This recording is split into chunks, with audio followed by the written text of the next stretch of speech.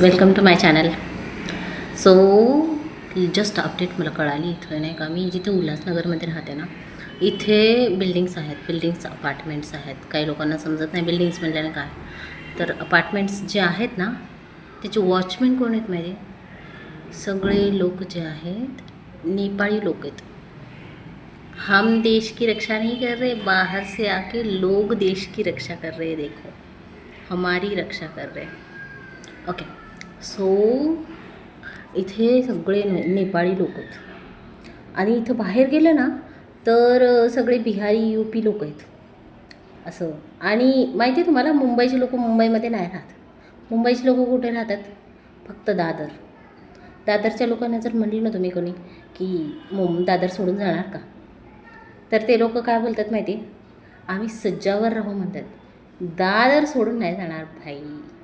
एका छोट्याशा बाथरूम साईजच्या रूममध्ये 6-6 जण राहतील. एकावर एक झोपू, पण दादर सोडून जाणार नाही.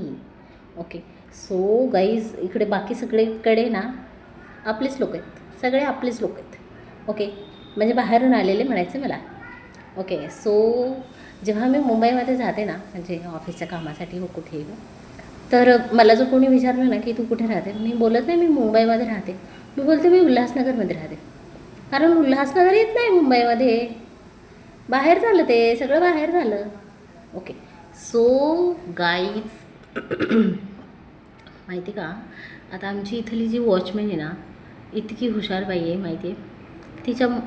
ती वॉचमॅन नाही आहे, ती बाई आहे. वॉचमॅन बाई आहे. ओके, हे क्लिअर करा पहिलं. मग नंतर तुम्हाला सांगते की ती जी आहे ती वॉचमॅन नाही आहे, ती ओनर आहे, ओनर.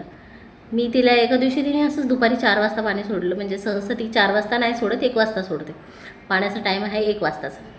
तर तिने 4 वाजता पाणी सोडलं. मी बोलले का गं, काय झालं, 4 वाजता का पाणी सोडलं? माझं पाणी इथं वाहत आहे ना खूप जास्त, मी 4 वाजता का लक्ष देऊ पाण्याकडं? तर ती बाई काय बोलते माहिती का, मेरे पास तो पाणी ही नहीं था ना. देख लो.